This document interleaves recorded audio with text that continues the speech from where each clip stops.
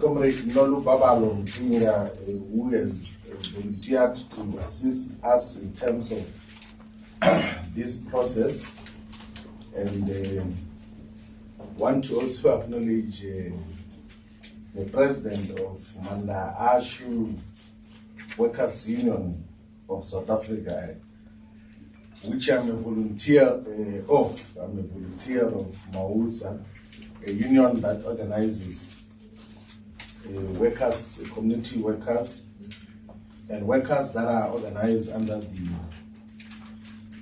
the expanded public works program. And I want to also acknowledge the leadership that is here.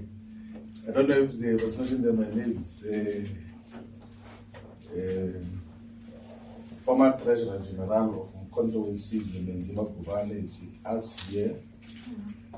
And the Comrade Mahlaba as well from KwaZulu Natal, the provincial organizer of Mkondo Wesizwe,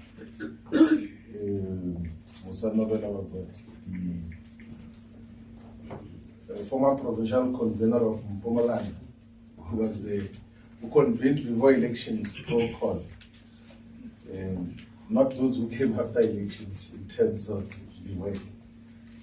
And members of the media and the people of South Africa, we send our revolutionary greetings to all the people of South Africa and black people in the African continent and in the African diaspora. We have called this press conference to speak about some of the recent political developments as it relates to the roles that we're playing in Mkondo Wesizwe. That on the 3rd of June 2025, the leadership of Mkondo Wesizwe, after national officials meeting, announced the discontinuation of my role as the Secretary General of Mkondo Wesizwe. And when the appointment of the announcement was made, there was an indication that we will be redeployed to the National Assembly to form part of the parliamentary caucus of Mkondo Wesizwe. The principle established in the public announcement was that no leader and no member of Mkondo Wesizwe should speak about the reasons why the decision was taken. But it appears that there are those who are talking freely and in most instances almost discarding just what transpired. So, as a disciplined member of Mkondo Wesizwe, I want to put on record as to what were the reasons that were given the national officials for my redeployment. The reason given in the national officials for my deployment or removal as Secretary General was that I want to overthrow President Zuma as the president of Mkondo Wesizwe. That is what was said. That all the work that we were doing as Secretary General of establishing structures and identifying leaders was meant ultimately at the removal of President Zuma as president of Mkondo Wesizwe. And as part of that reasoning, an extremely bizarre and fake intelligence report was produced, which was claimed to be a conversation between me and some people in the African continent, where it is alleged that despite raising money to remove President Zuma, I'm also accumulating supernatural powers to make people disappear. That is the reason why we got to, so we had to deal with superstitious issues as the basis of what happens, that there's apparently a head which I was going to be given to give to someone, and some people were going to die so that I can become president of Mkondo Wesizwe. That was the intelligence report, which were rejected with contempt and said that that is absolute rubbish, and said that if anyone claims to have my WhatsApp conversations, I can hand over my phone. I even offered in the meeting that take my phone and check not only the messages that you claim were about the removal of President Zuma, also check any other message about anything that I communicate as a leader of Umkhonto weSizwe. Because there's a principle which I always uphold, that there is nothing that I do privately that I cannot own up publicly. Nothing, including personal relations. There's nothing that I will ever do privately which we cannot own up publicly. And we accepted the redeployment to parliament with those misgivings that we're going to make people disappear in order to take over the leadership of Umkhonto weSizwe. And in a subsequent meeting post that, another fake report was presented which claims to be WhatsApp conversations between me and someone else, where I'm reported to be saying that, yeah, I'm going to use parliament now to take over the party. And I've got money from Stellenbosch who are going to take over the party through parliament. They are taking me closer to where we're going to take power. And as a result, a decision was taken which was not yet communicated, that even this thing of parliament must not happen. In fact, former Secretary General, which is myself, must be expelled from the organization. A letter was written and was put in the briefcase of the president, who said that he's going to dispatch it as and when he feels like to discontinue my membership of Umkhonto weSizwe. Those are actual facts in terms of the reason.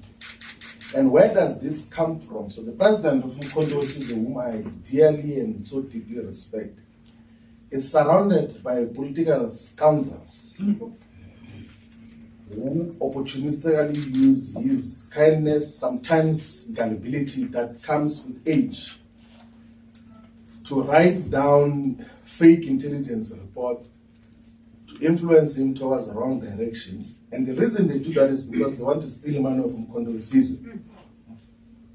And they are doing so now. Withdrawal of not less than 7 million rand every month from the organizational coffers.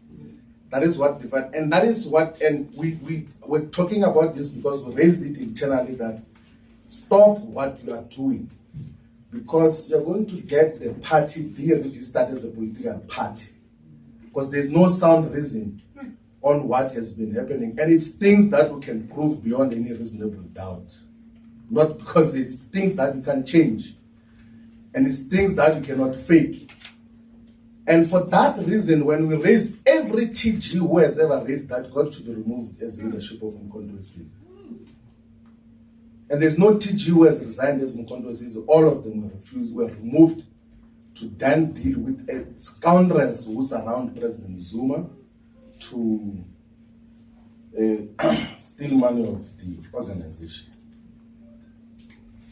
I carried my responsibilities as a leader of Umkhonto weSizwe with utmost respect and respected everyone.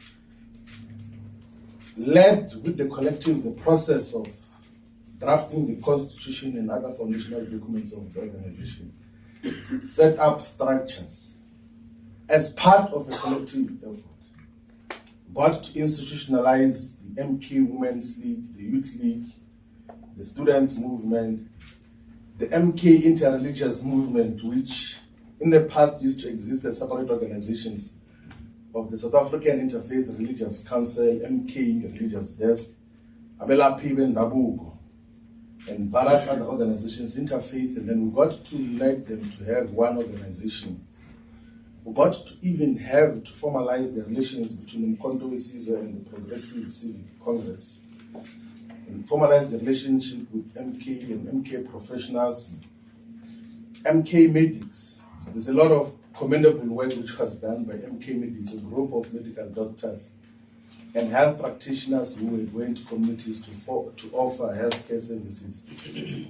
And in the process of doing that, every day, the political scoundrels work endlessly to speak negatively about the work that we're doing. I was saying, actually, I said it in the national officials meeting, because we can't hold that meeting in private, even when people are talking now.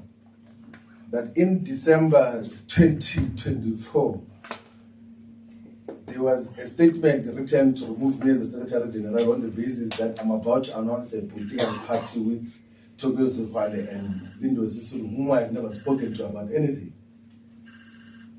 Draft statement and was even shared with me that remove him today because he's going to form a political party. And that is full-time work that is dedicated on everything that we do.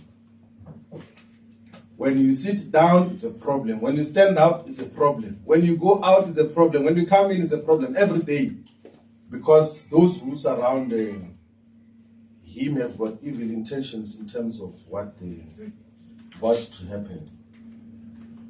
I've got tremendous respect for President Zuma. I think that in the few close working relationship that we've got to maintain and work with now, I think I've learned more in the 6 months than I learned in the 10 years I was deputy president of Mkondo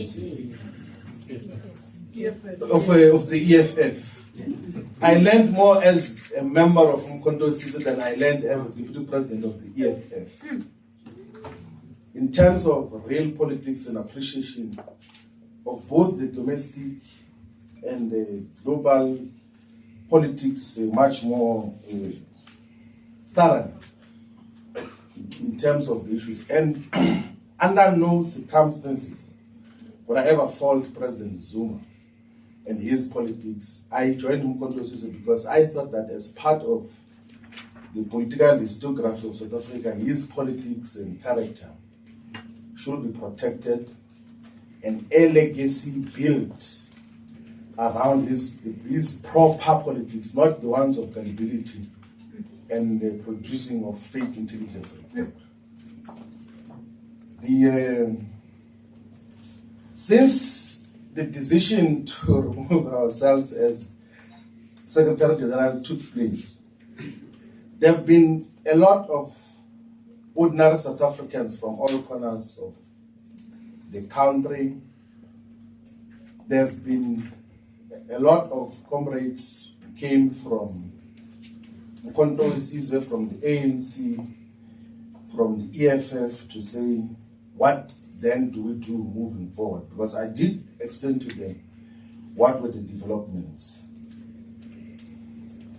And a substantial number of those said that don't ever try to join the ANC, and I fully agree with it. That will never join the ANC. It's directionless, doesn't know what it's doing. It's in collaboration with the white system now. And that there are those who say don't ever join or rejoin the economic freedom fighters because it's a cult. And I agree with them.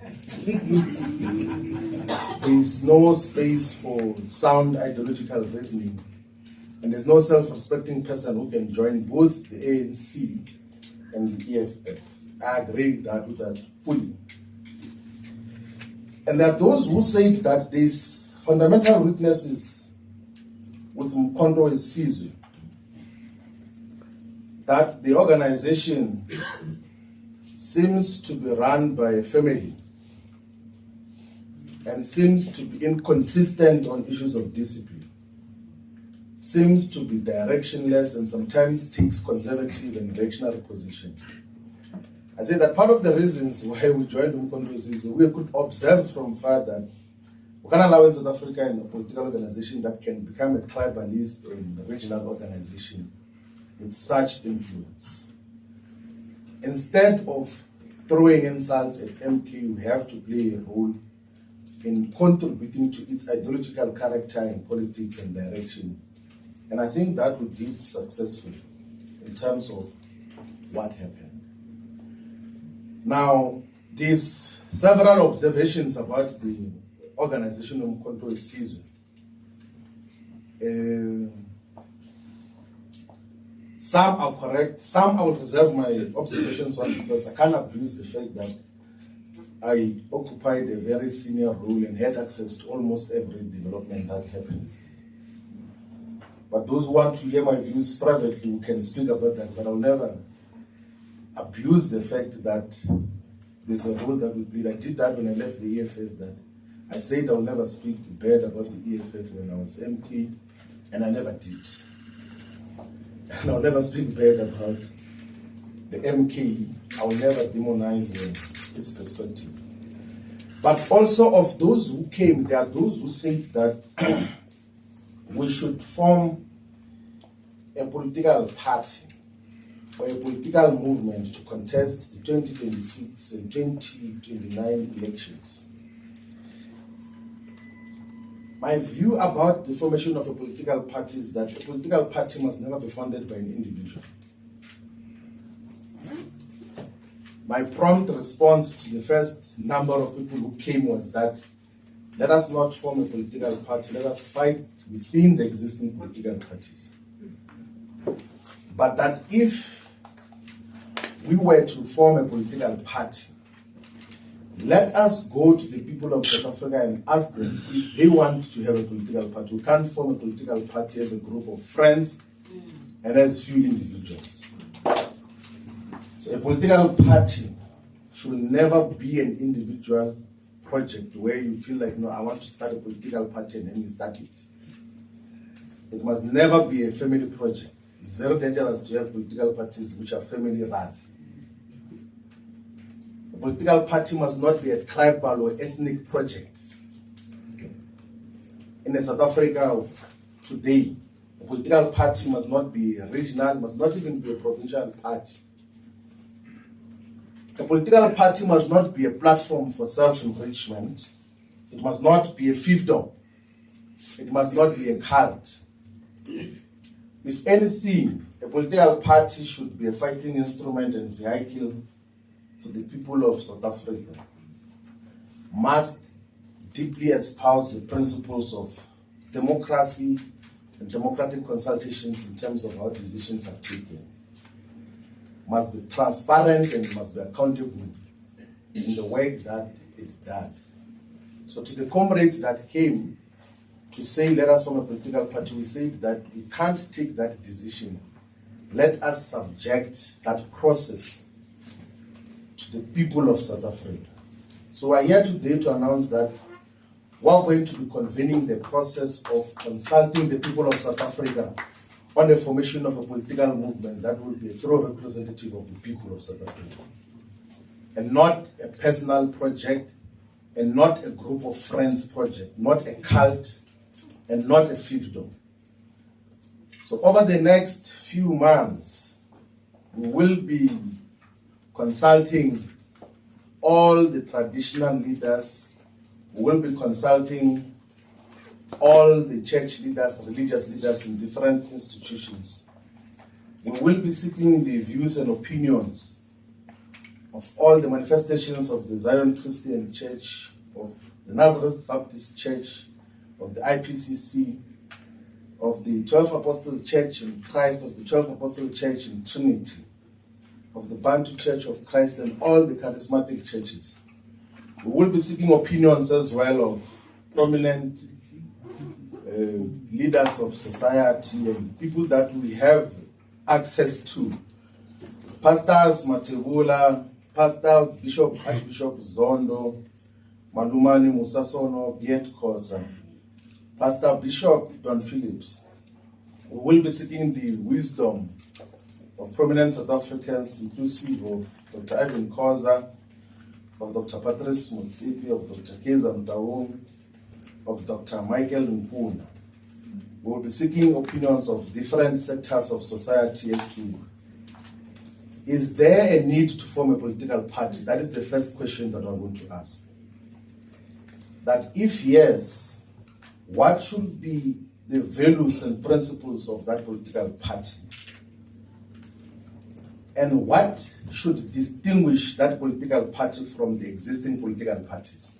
So those are the questions that we're going to be asking. We're also going to ask as to how should that political party be funded? So those are the questions that we're going to be asking different communities and constituencies across South Africa. It's not the first time that I'm engaged in a process similar to what we're going to be dealing with now.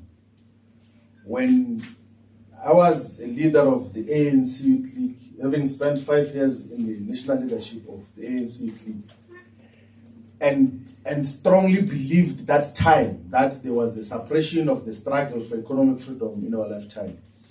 I began in 2012 when I was still a member of the ANC to publicly write that perhaps the struggle for economic freedom in our lifetime should exist as a separate organization outside of the ANC. And then in March of 2013, I wrote a perspective as to why a political party should be founded. And that perspective is found is within the founding manifesto of the economic freedom fighters. And everyone else who came after that perspective joined that perspective and believed as to what we got to do. And of course, we got to discontinue our association with the EFF for various reasons, which if some were to speak about publicly, will cause collateral damages to families, to households, to people, because it will also speak to character, and that's some of the things that are not worth speaking about publicly. So we will be going to all the people of South Africa to consult in all the regions of South Africa. In KwaZulu-Natal, we're going to be going to Mkanyaku, there to Zululand, to Ilembe, to Ugu, to eThekwini, Amajuba, Mzinyathi, Uthukela, Mngungundlovu, to Kintatwayo, to Herugwana. In the Eastern Cape, we're going to start here in Jokabe region and go to Komani and Chris Hani. We're going to go to OR Tambo in Mthatha, to Alfred Zo. In Manfred, we'll go to speak to the people of Amatole, one of the poorest districts in the Eastern Cape, which includes Mbashe, Nusha, and Ngoma. We're going to speak to the people of Buffalo City, who are still having and confronted by lots of developmental challenges in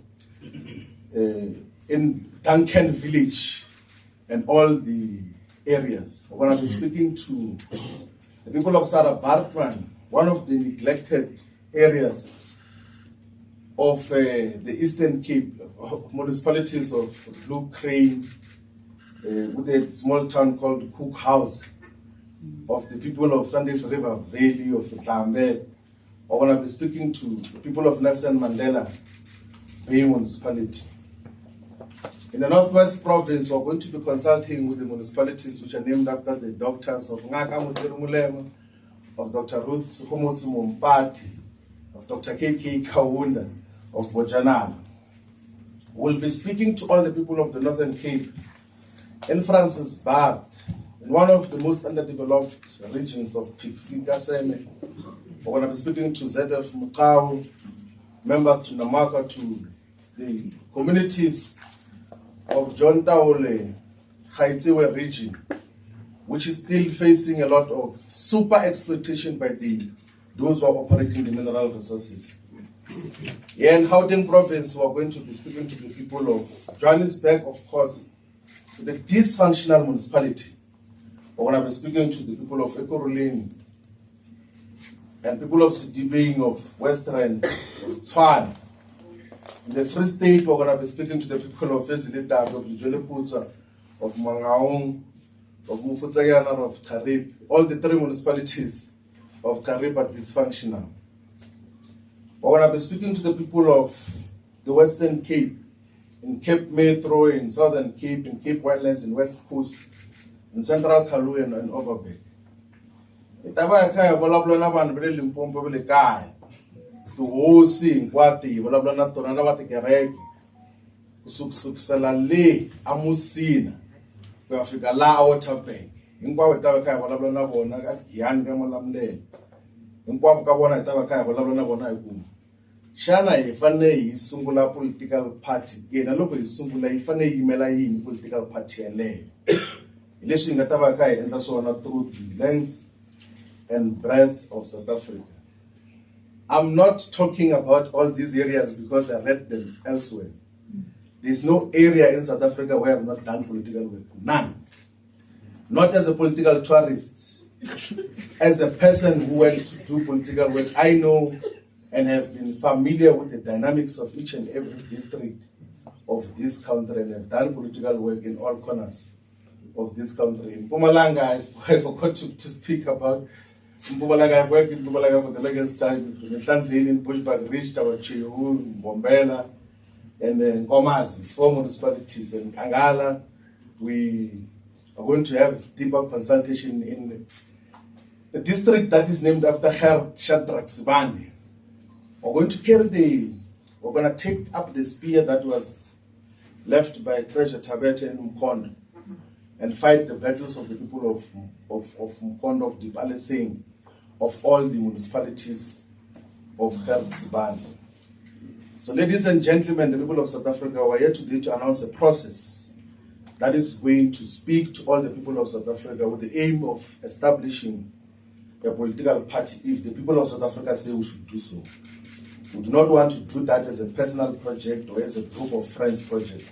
It must be a party that is owned by the people of South Africa. So that is basically what we had called this press conference to communicate, and we will be going to the ground to speak to the people. We'll be talking to young people via social media platforms and other media platforms. Will provide platforms as to how the engagements are going to happen. We are going to next week announce the leadership core that is going to be responsible for the concern. Thank you very much, Comrade Shivambu. Now we're going to be taking questions. All right, I'm going to start there at the back, and then I'm going to come forward. 2 questions person. So You can take 25 hands. 5 minutes? 5 per person. Okay. No, not 5 questions per person. 5 hands. 5 hands. Okay. All right. Let me just give numbers. You will be number 1 there at the back. Number 2 with the green. Number 3 the lady. Number 4, and then number 5. Thank you so much. I'm Howard Magolewa from UFM. Floyd, it would seem that you've already decided to form the party when you are saying you are announcing an interim core. What about your credibility? I mean, you've embarked on this. I remember the famous "what is to be done" question when you said you were consulting South Africans for the formation of the EFF, which today you are trashing. And when you joined the MK, you said that was the most solid decision. And when MK announced your demotion at the time and said this man embarked on a trip to Bushiri, you accepted that was the reason, that you had gone there without the knowledge of the party and so on. Why must South Africans still believe you in light of what happened and not think that you are starting this thing because you do not want to serve as an ordinary member in the party? Thank you. Good morning. My name is Shivambu. I'm with the SABC. Mr. Shivambu, you're saying that you'll be embarking on a process to form a new political party if the people of South Africa give you that go ahead. Does that mean today you've parted ways with the MK party despite the fact that you're wearing the MKP cap? And secondly, what are you saying to those people who are saying mushrooming of black political parties, in fact, are just meant to divide the black vote? Aren't you seeing yourself as maybe part of those who are duped into forming political parties only to benefit the very same people that you're saying are the white monopoly capital, because those people are seem to be getting funding from the very people that you accused as the white monopoly capital? Got a number of questions, but I will stick for two. Okay, sure. Thank you very much. My name is Yanda Ngogo from Newsroom Africa. Mr. Shivambu, just to follow up on Dave, what's your current status in the MK party? Have you officially resigned? If so, when did that happen? And you say you're going to be traversing parts of the country and different regions. Where are you getting the money for this? How exactly are you going to be going about it? And then I just want to go back a little bit here. With regards to your Bushiri trip, I mean, you and I sat down 3 weeks ago where you basically said, that the leader of the MK party knew about this trip. Did you ever get a chance to sit down with him one-on-one to discuss this? You've already told us about intelligence reports. What did he say to you with regards to these intelligence reports? Because he seemed very upset during those Youth Day rallies. So maybe take us into your confidence, because it links to the credibility question that's been asked, because you had told me that you would never resign from the MK party. So please take us into your confidence in terms of that decision-making process. Yeah, I'll leave it there for now. Namazulu Moyo here from African Times. I actually wanted to ask the same question, that have you officially resigned? Oh, okay. Okay, Namazulu Moyo here from African Times. I actually wanted to ask the same question, that have you officially resigned from the MK party? And also, you're talking about organizing people that are going to be approaching citizens from next week. How long does it take? Why is it so fast? Have you been in this process for a long time already, or what? Thank you. No, you can. He's coming. Next round. William G. Jones, ENCA. Mr. Shivambu, just 2 questions. How long will this consultative process take? And obviously, when you are going to people, this interim structure has to go under a banner. So what will be the name of this organization or structure that will be presented to the people during this consultative process? Thank you.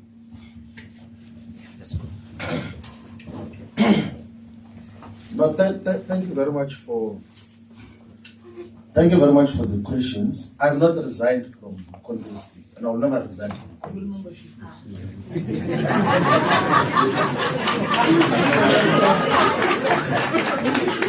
I'm a member of Congress. The Constitution of Mkondo says that members are not allowed to participate in activities and programs of political parties whose aims and objectives are opposed to the objectives of Mkondo. If Mkondo believes that going to listen to the people violates the Constitution, it will tell me that listening to the people is a violation of the Constitution. I will not resign. I said I will never resign from Mkondo. And I still stick by the decision and the communication that I made, that it was the best decision ever to join Mkondo. And I spoke about it earlier, that how would we replace an opportunity to learn in 6 months what you couldn't learn in 10 years? Like a practical experience which you can never read in any textbook. Like and I knew from the beginning, from day one, that here we're about to start a journey of deep learning and understanding just what the dynamics of South Africa's politics, not from a textbook point of view, or from social media point of view, because there are political leaders who are guided by social media and think trending on social media makes them relevant. Win all elections in social media, but on the ground they're nothing. So that is basically what we're dealing with. We're not dividing black political parties in there, but we are listening to people, and they will tell us if there is a need for a political party. So if majority, and genuinely so, if majority of the people say that there's no need to form a political party, we will humbly listen to that and take advice from that point of view. We have constituted a structure which is going to be listening, and we've had meetings to talk about that, and none of those meetings were secret. We don't do anything secret. It's open. Even tomorrow and Saturday, we're going to have a meeting represented by all leaders from the whole country. Some are members of the ANC, some are members of the EFF, some are members of the MK. And there's nothing wrong with people meeting to say we're going to listen to people. If their parties have got a problem with their members going to listen to people, then it's their own issue. So listening we're going to do. And if our organizations think that listening is a crime, it's wrong, then they will tell us that it's wrong in terms of those issues. Where am I going to get the money to travel? You know, Zianda, for my 6 months as Mkondo is a national organizer and secretary general, I've never used the money of Mkondo to travel from any place to another place.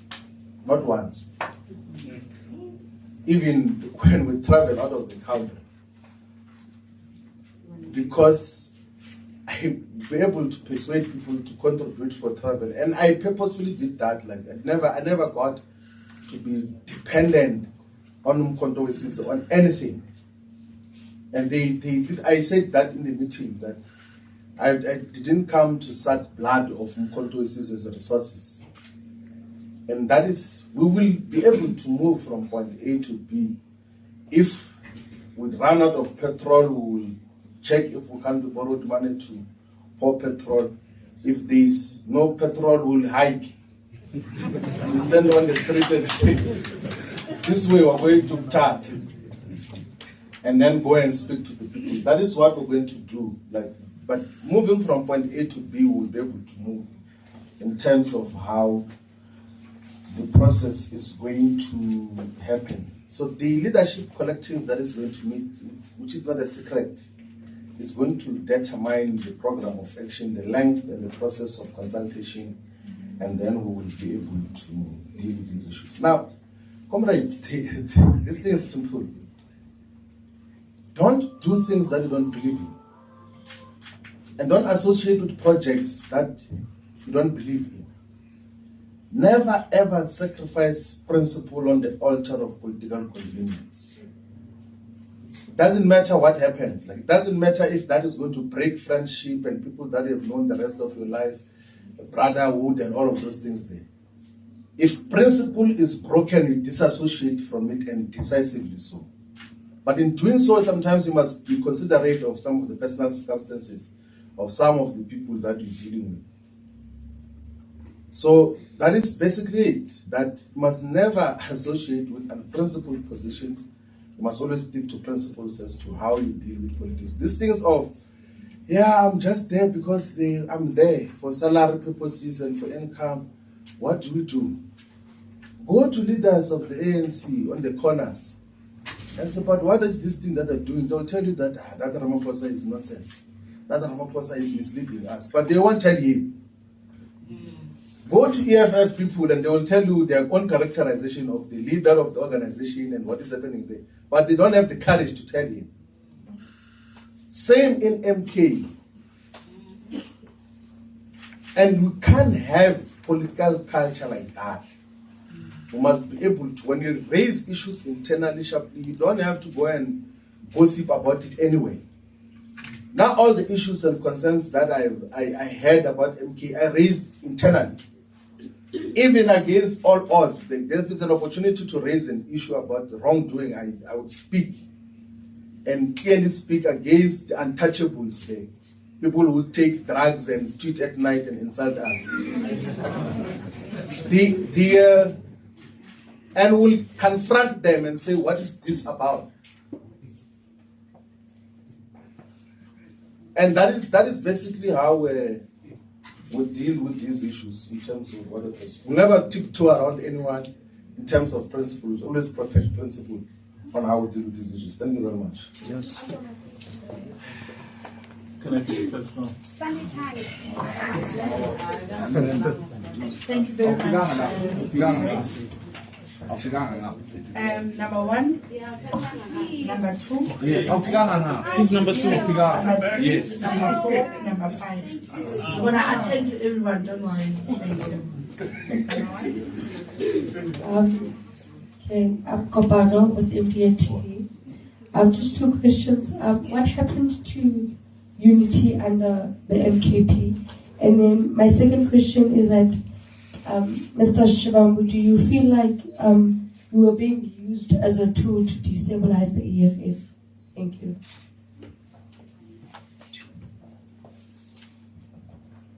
Midrand Better from the SABC. Mr. Shivambu, you're talking about people. Who are those people? And then the next one, let me just ask you. Okay. When last did you speak to former President Zuma? Does he know about this briefing? And given what you have said about him, you've actually, on the podium, indicated that you have deep respect for him because you say you have learned, what you learned in 6 months is something you couldn't have learned in 10 years. So clearly, some disrespect, some deep respect there. So have you taken him into confidence about this process? What did he say? And when last did you speak to him? No, thank you very much. My name is Lungang Zama. I'm from the Midrand Guardian. Mzondi has basically taken the question that I wanted to ask you. But from what I'm hearing from MK people is that your trip to Bushiri was to basically get money to fund your own political party. Is there any truth to that? And on those intelligence reports, who basically signed on them? And does President Zuma agree with those intelligence reports? Thank you.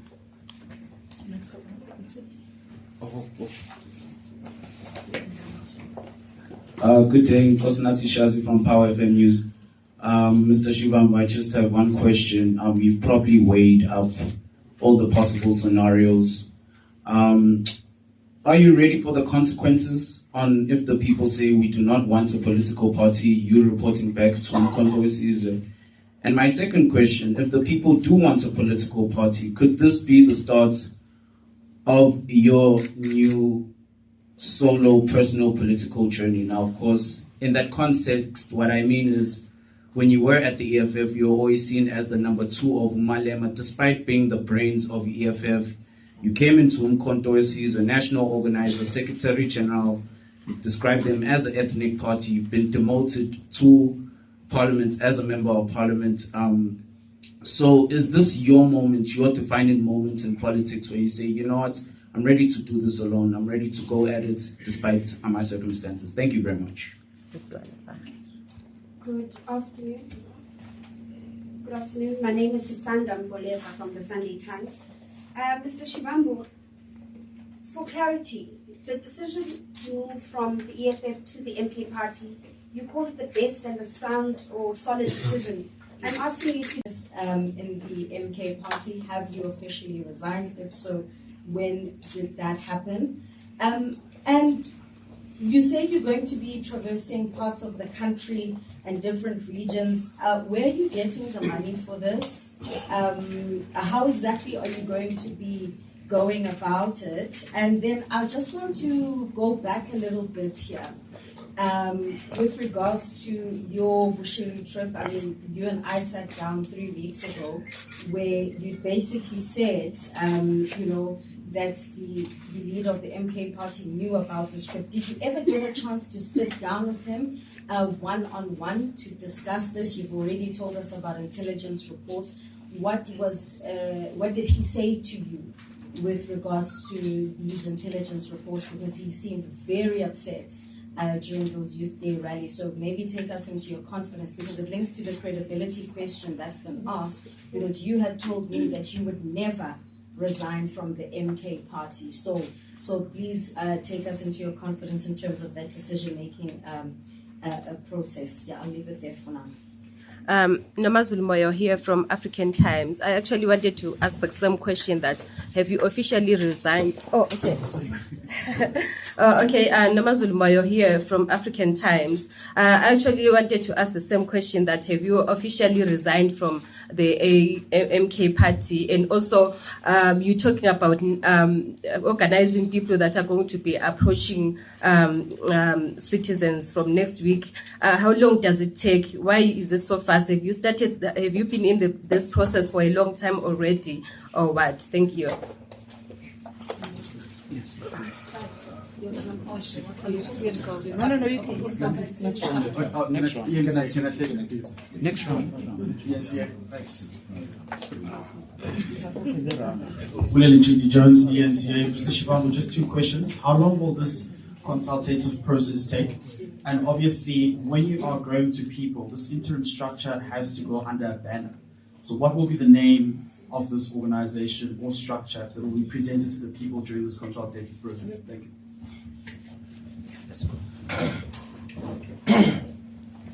But thank you very much for the questions. I've not resigned from Congress, and I will never resign from Congress.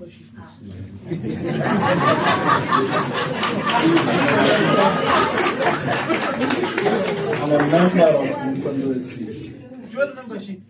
The Constitution of Mkondo says that members are not allowed to participate in activities and programs of political parties whose aims and objectives are opposed to the objectives of Mkondo. If Mkondo believes that going to listen to the people violates the Constitution, it will tell me that listening to the people is a violation of the Constitution. I will not resign. I said I will never resign from Mkondo. And I still stick by the decision and the communication that I made that it was the best decision ever to join Mkondo. And I spoke about it earlier that how would we replace an opportunity to learn in 6 months what we couldn't learn in 10 years? Like a practical experience which you can never read in any textbook. Like and I knew from the beginning, from day one, that here we're about to start a journey of deep learning and understanding just what the dynamics of South Africa's politics, not from a textbook point of view, but from social media point of view, because there are political leaders who are guided by social media and think trending on social media makes them relevant. Win all elections in social media, but on the ground they're nothing. So that is basically what we're dealing with. We're not dividing black political parties in there. We are listening to people, and they will tell us if there is a need for a political party. So if majority, and genuinely so, if majority of the people say that there's no need to form a political party, we will humbly listen to that and take advice from that point of view. We have constituted a structure which is going to be listening, and we've had meetings to talk about that, and none of those meetings were secret. We don't do anything secret. It's open. Even tomorrow and Saturday, we're going to have a meeting represented by all leaders from the whole country. Some are members of the ANC, some are members of the EFF, some are members of the MK. And there's nothing wrong with people meeting to say we're going to listen to people. If their parties have got a problem with their members going to listen to people, then it's their own issue. So listening we're going to do. And if our organizations think that listening is a crime, it's wrong, then they will tell us that it's wrong in terms of those issues. Where am I going to get the money to travel? You know, as Yanda, for my 6 months as Mkondo as a national organizer and secretary general, I've never used the money of Mkondo to travel from any place to another place. Not once. Even when we travel out of the country. Because I'm able to persuade people to contribute for travel. And I purposefully did that. Like I never got to be dependent on Mkondo on anything. And I said that in the meeting, that I didn't come to suck blood of Mkondo as resources. And that is, we will be able to move from point A to B.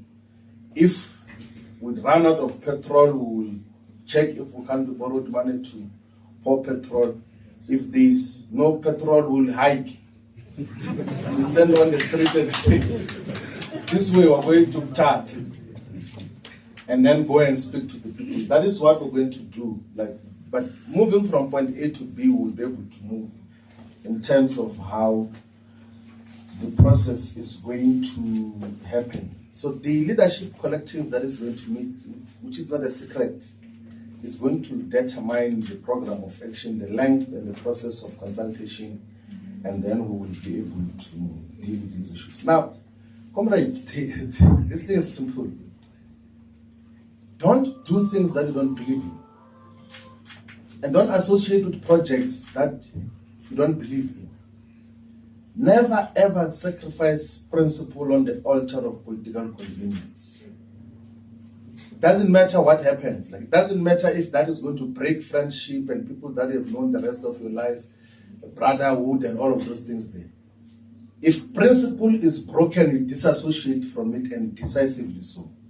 But in doing so, sometimes you must be considerate of some of the personal circumstances of some of the people that you're dealing with.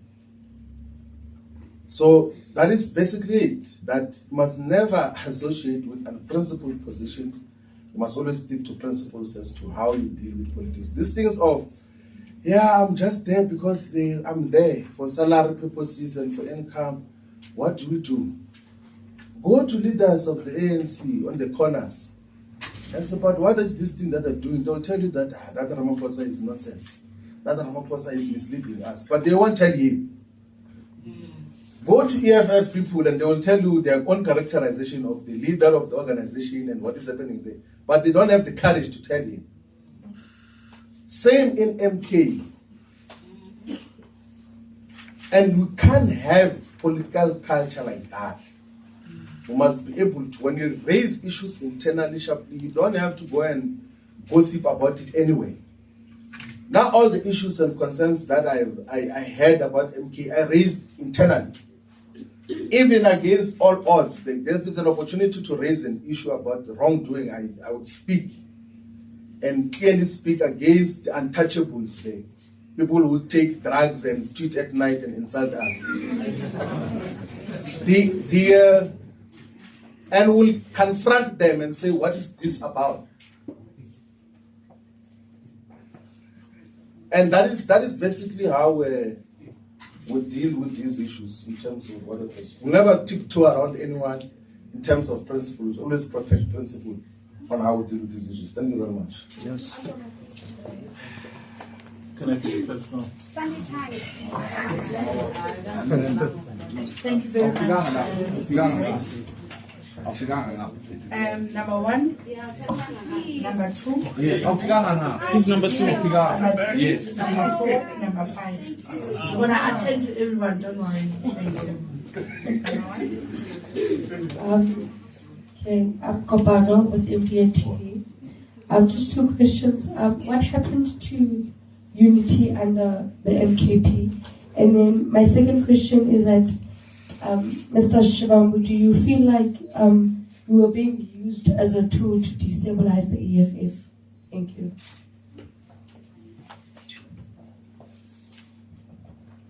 I'm Mzanele Mbeja from the SABC. Mr. Shivambu,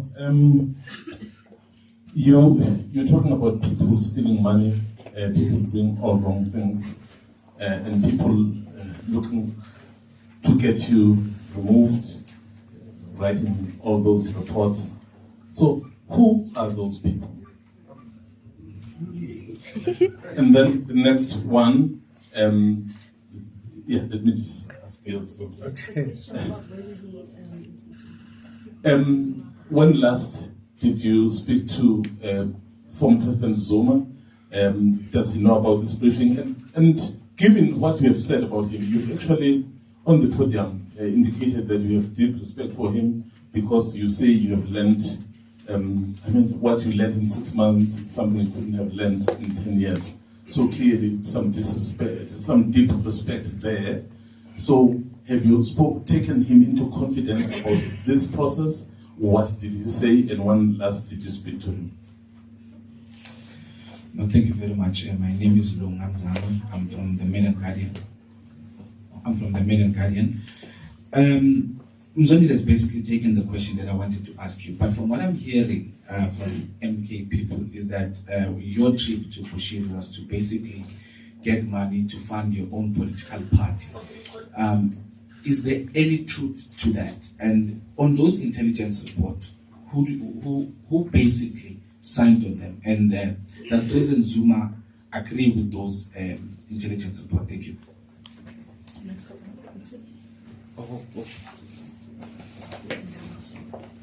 Good day, Nkosinathi Shazi from Power FM News. Mr. Shivambu, I just have one question. You've probably weighed up all the possible scenarios. Are you ready for the consequences on if the people say we do not want a political party, you reporting back to Mkhonto weSizwe?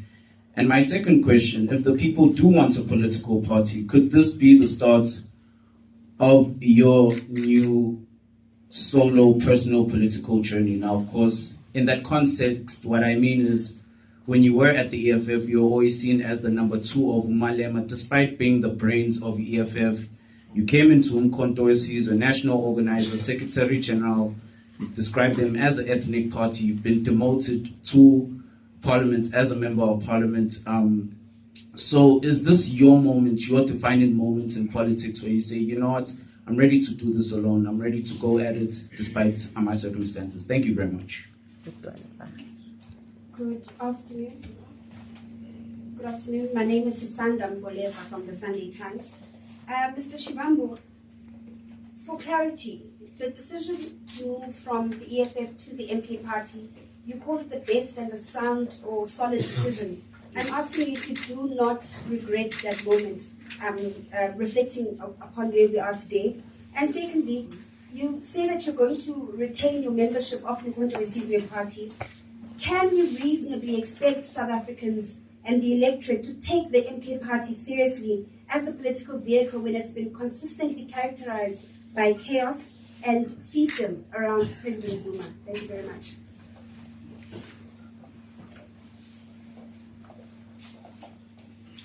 Thank you very much.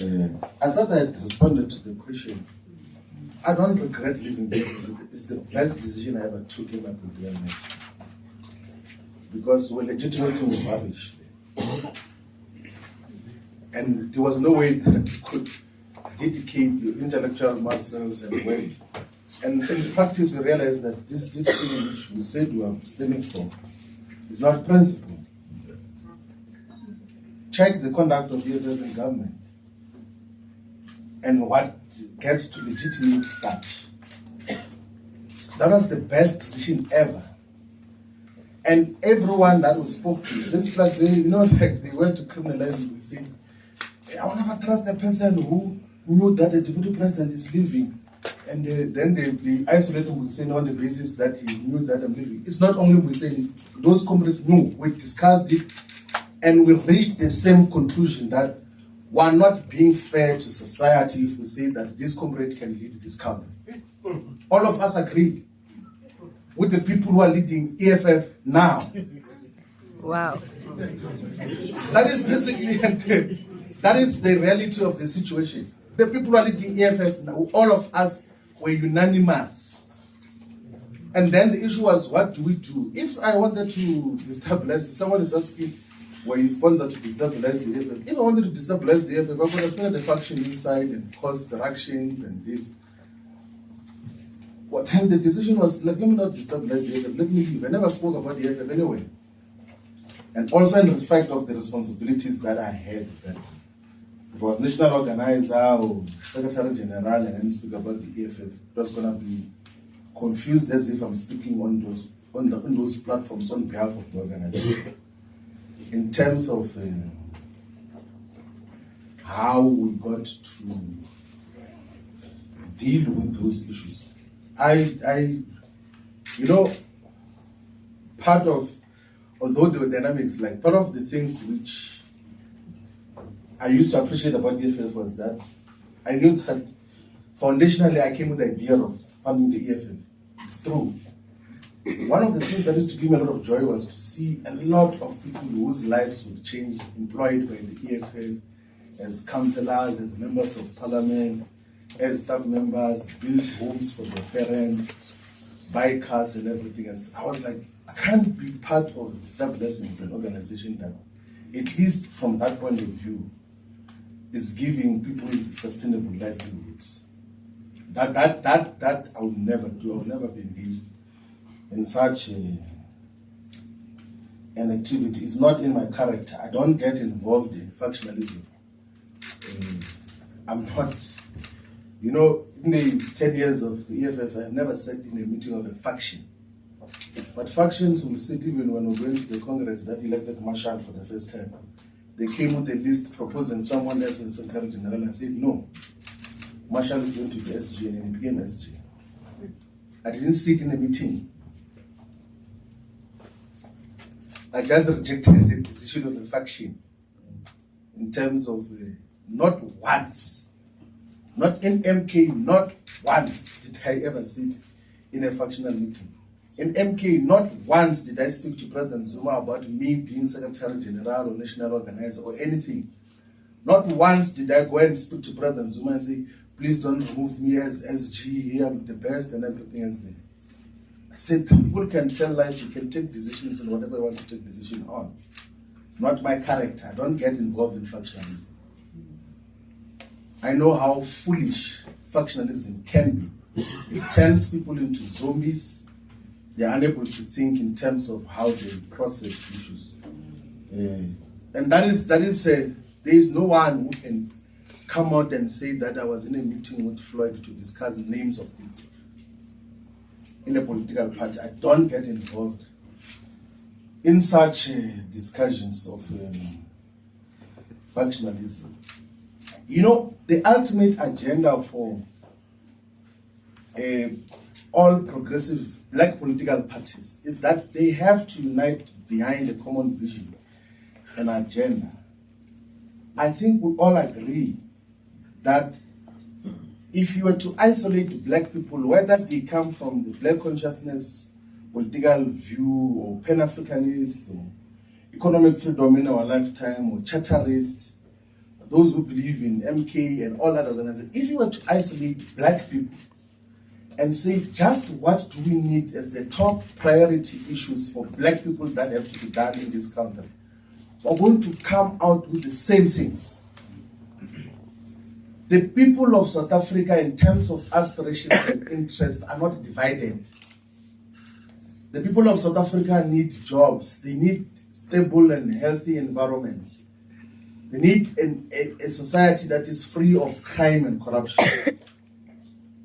They want land. They need to live. They want to have access to quality education. The people of black people are not divided in terms of aspirations.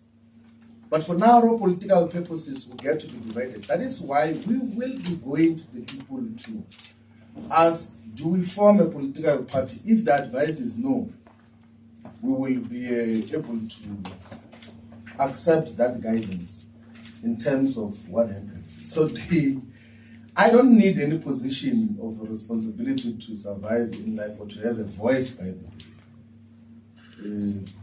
I don't need to be a president or secretary general to have a voice. Actually, my voice is much more clear when I speak without any position of responsibility.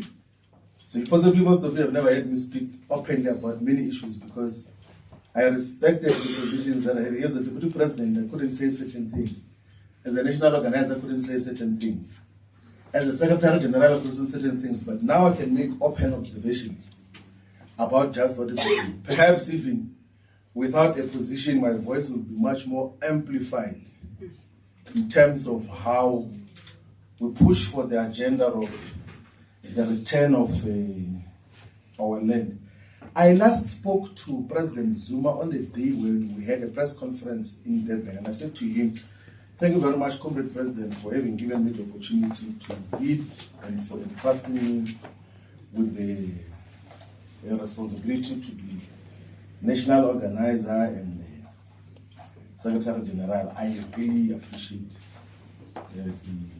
and then the other thing I said was that if there's deployment to Parliament, I think for stability of the organization, I can still add value to the organization even as an ordinary member of the National High Command and then contribute to its growth.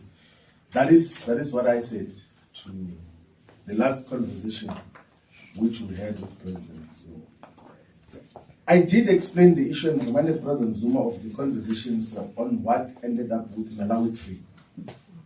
And throughout my explanation and reminding him of our conversation in Namibia, he agreed to that.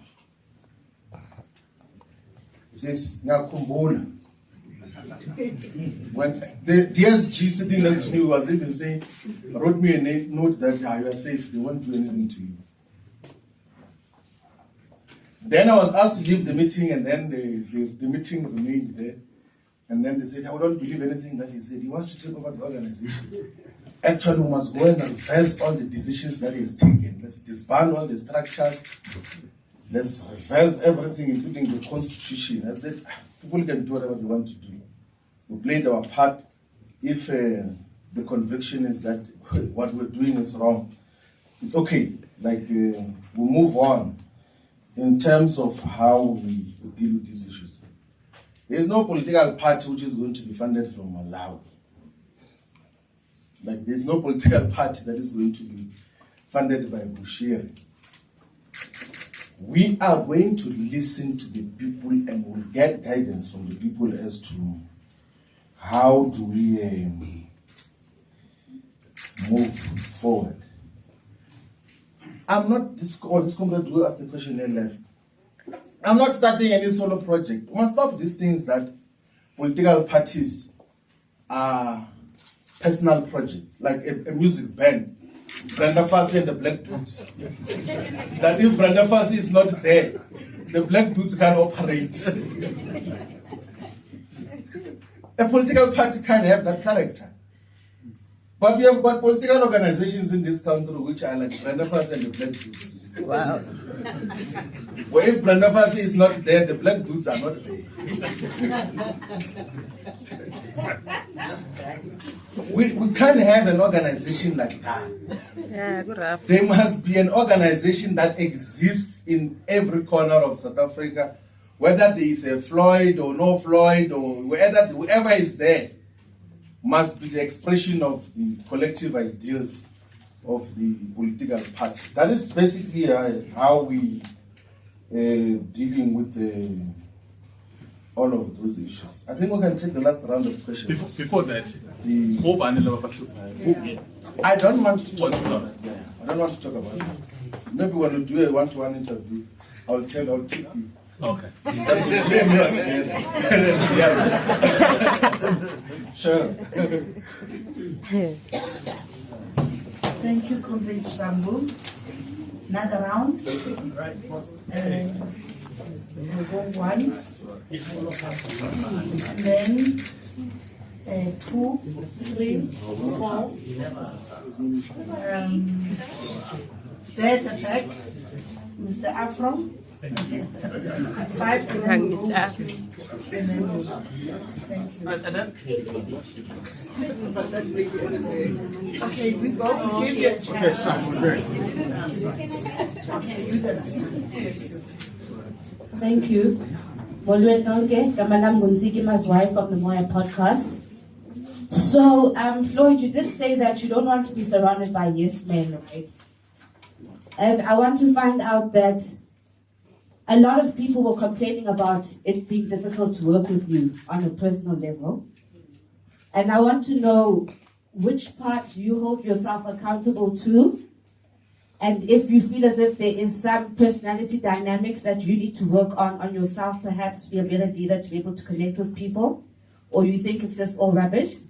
And then abantu bafuna was ba ududu ebek together Antoni that night.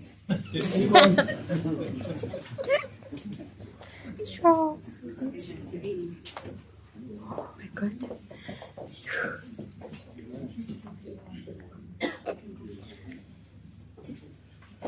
Good day, it's Vikanyo Indian TV. Mr. Floyd Shivambu, I only have one question for you because my other colleague have already raised other question. Given the report of your marginalization within the MKP on the basis of ethnicity, do you believe the party operates with the tribalist tendencies? And with your experience, can you confirm or dispel the notion that MKP is fundamentally tribalist in character?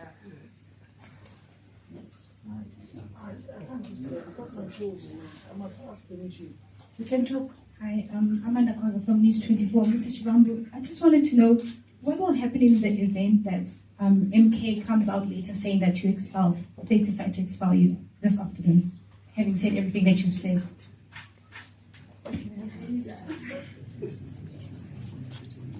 Thank you. It's Corinda from Fire 959. I'd just like to confirm, would this briefing be the first time that other members of MKP are hearing about your plans to try and launch another party, including the former president? And then, sir, you say you won't resign, but you're looking to launch another political party. So if that works, then how would it add up? Would you be then campaigning for both parties? Thank you. Good question. Your membership. Okay, this is Tomalao from Penn News.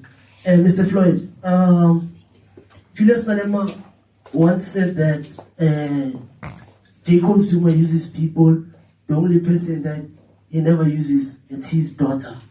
Do you think that's how the man operates? And then the second one, Duduzile once accused you of stealing the money. Can you map out your innocence? Where was that accusation? Oh, on Twitter. Okay, mismanaging funds. Sorry. And then, okay, the last question is that you once made claims that you can easily mobilize members of the EFF to join you. And now you are saying that you're going to consult if you can start a political party from South Africans. If they say that you can start a political party, do you think those leaders and members will join you in that party? Thank you.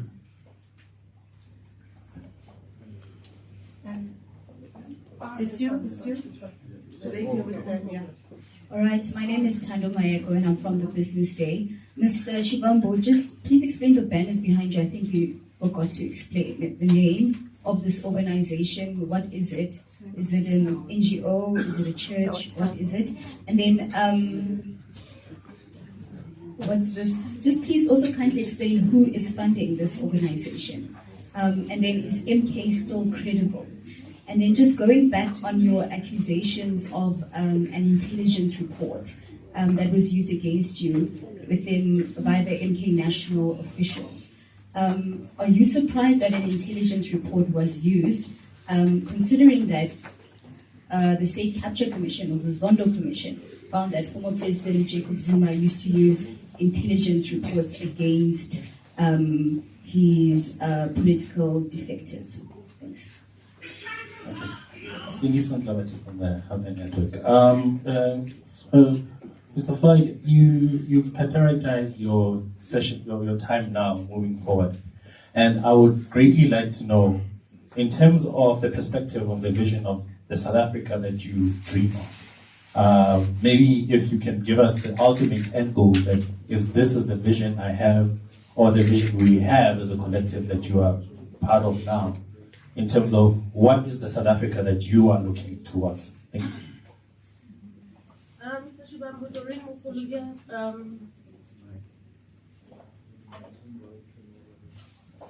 Mr. Shivambu, Doreen Mufuluge from Scholar Africa. I just want to find out, you're speaking about fake intelligence. I want to find out, were there any power dynamics within the party, the MK, that to a point that they had to make the fake intelligence to push you out? This is the last one. I've been speaking for the whole day. It's a follow-up. Floyd, I asked about the issue of credibility. Look, you, on your own admission that having left the EFF, anyone that was perceived to be loyal to you, you believe that they were victimized. Are you still willing to now have more careers being destroyed by joining a new entity that you are forming? Should South Africans still regard you as a credible voice when you have served 11 years in an organization and now you are calling it a personal fiefdom? Where was the foresight then? As an educated man, shouldn't you have figured this out much earlier. And the same thing, attitude would be adopted in case of MK, because you've been there for literally 10 months. That then raises the question of your own personal judgment, that you should have foresaw that there's trouble there, that Mr. Zuma is quite elderly and gullible, as you put it. So it speaks to your own personal judgment. Thanks. I think that is your opinion. Let's give it to you. It's your own opinion. Like, it's not a question. Like, I can't help you. and different people will have different perspectives in terms of what happens.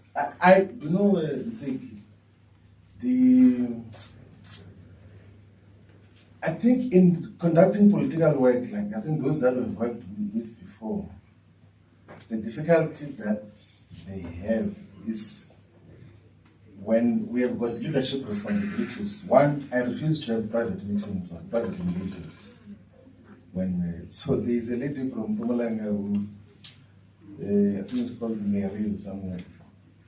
So the first meeting I attended of MK, there was a decision. I didn't even know who she is. There was a decision to expel her, and then another meeting. And actually, in the first meeting, I even said that,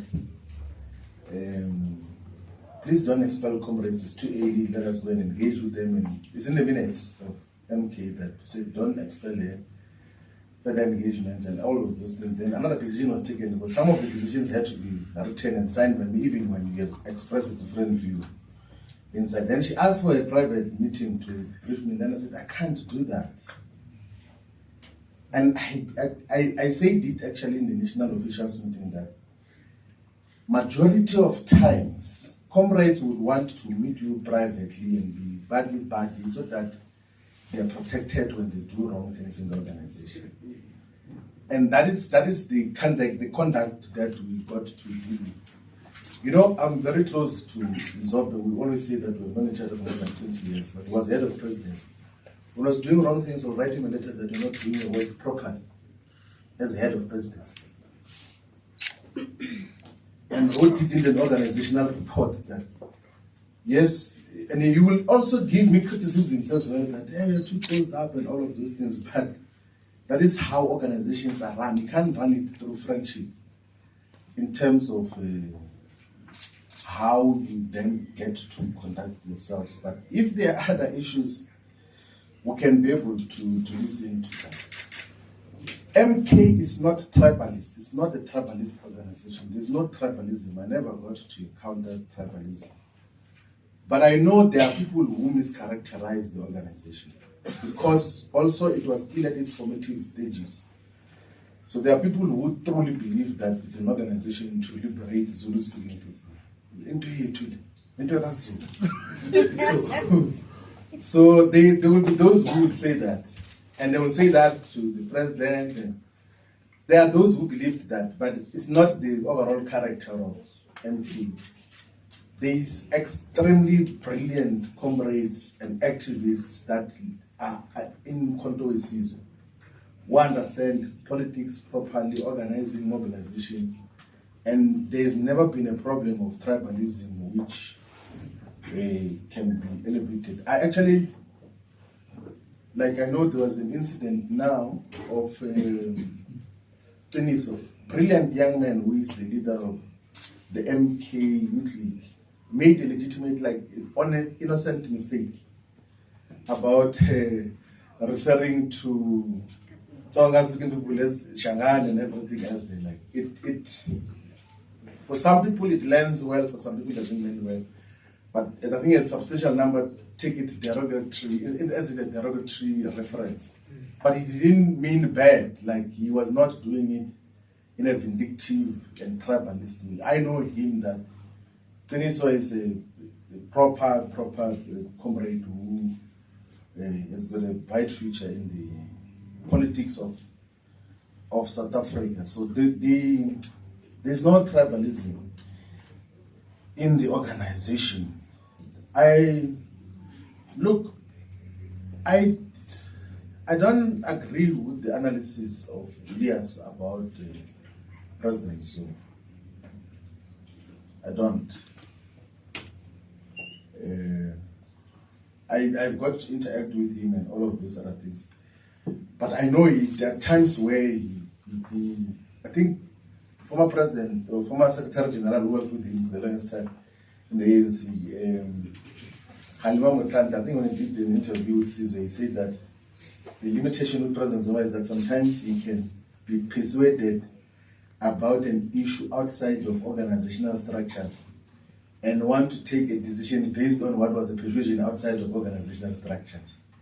So that becomes a dilemma for any of the, particularly the Secretary General, because once you have taken resolutions collectively, your expectation is that you must collectively communicate and defend those resolutions. And that time he has now reconsidered the decisions that were taken before, and then it becomes difficult to move forward in terms of it.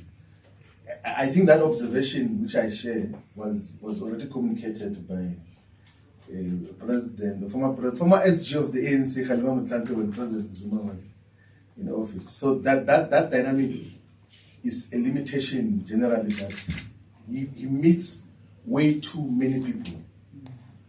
And in the process, sometimes he meets people and then he says, and then those people interpret that as if he agreed to whatever they were saying.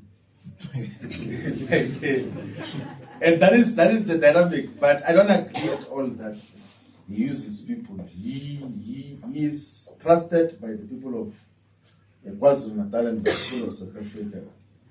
The genuine building was to expand the message of what he stands for. And he is not opportunist in terms of how he communicates political principle.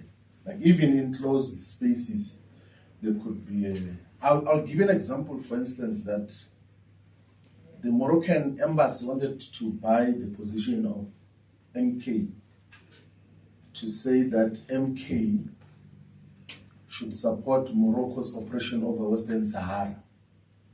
And then there are those closer to him who visited Morocco, were promised money, and then they came back and said MK must agree with Morocco's operation of Western Sahara. Then when he realizes that they won't understand this, then he called me into the meeting.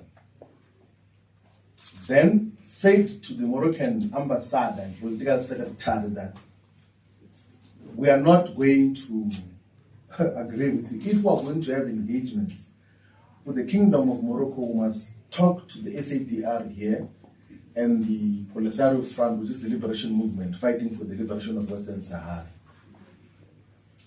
And then we agreed on that principled positions. I wrote a letter on the 27th of March to the Polisario Front to say that the president will engage with you before he engages with Morocco, because it's now 50 years since the operation got to happen over Western Sahara by Morocco.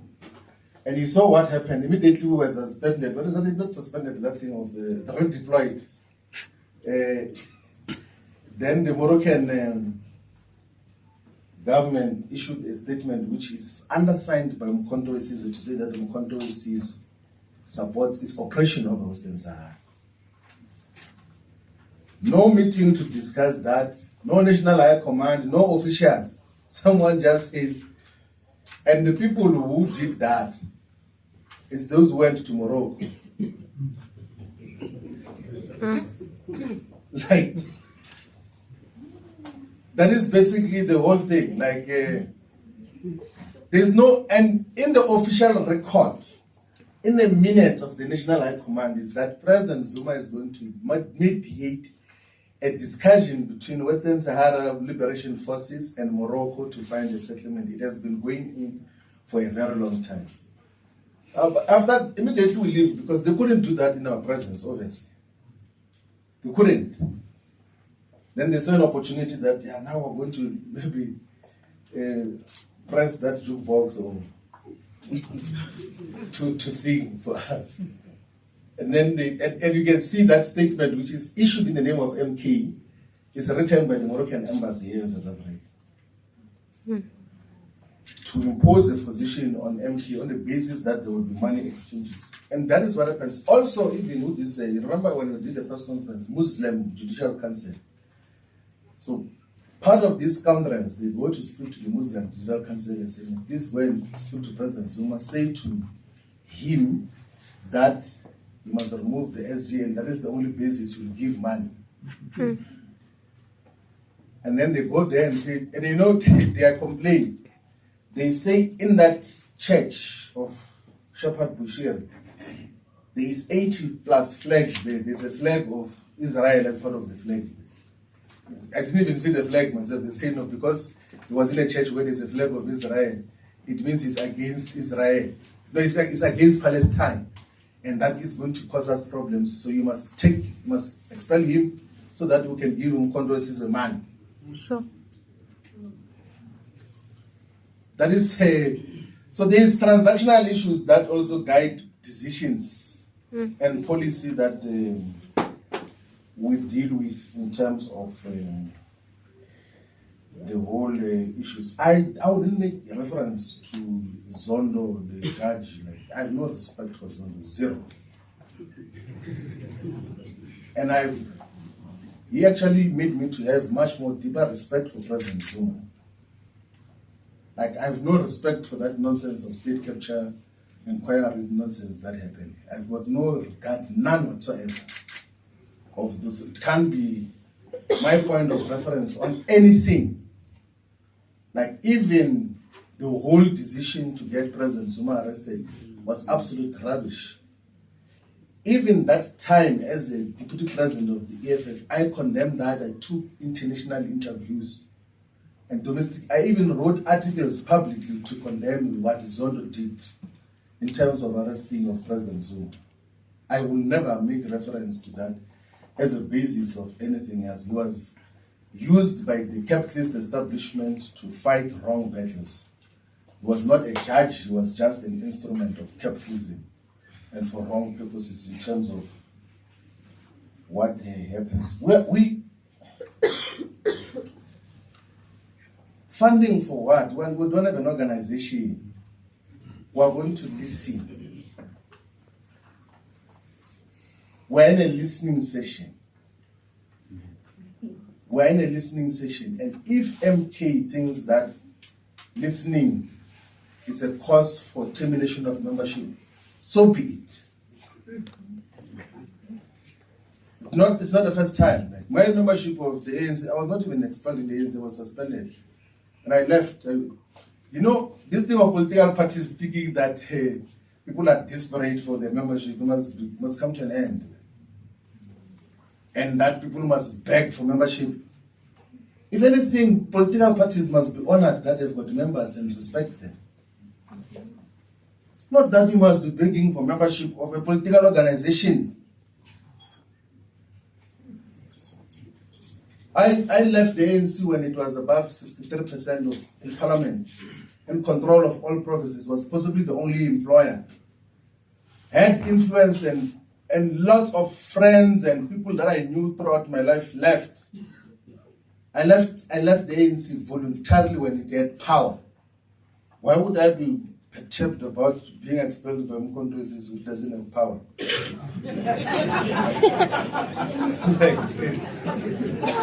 What will be that is the issue. I don't beg membership of political organizations. I deal with these issues differently. You know, I used to say all the time to the DSG of Mkondo that let's do our work. People can say whatever they want to say, they can scream and everything else. We take decisions, we implement, we go towards that are having by-elections. Before we went towards the MK never used to win by-elections, we used to go towards to preside over volunteers, without photos, without cameras, and pay attention to every little detail, and then we started to win awards. And then some people from parliament, they go a day before elections and they take photos there and they say, we've delivered the award. After we've delivered it, Richmond we delivered. What do goes we delivered? Mandeni we delivered. Like, and do the work, and 3 months before the by-elections happens, we go there every week. And as we can't be entertaining who says what and everything else. I actually even told one of the provincial coordinators, he said, hey, SJ, there are people are talking about you here. They say you must be removed. I said, oh, man, don't ever send me such a message. Leave those things.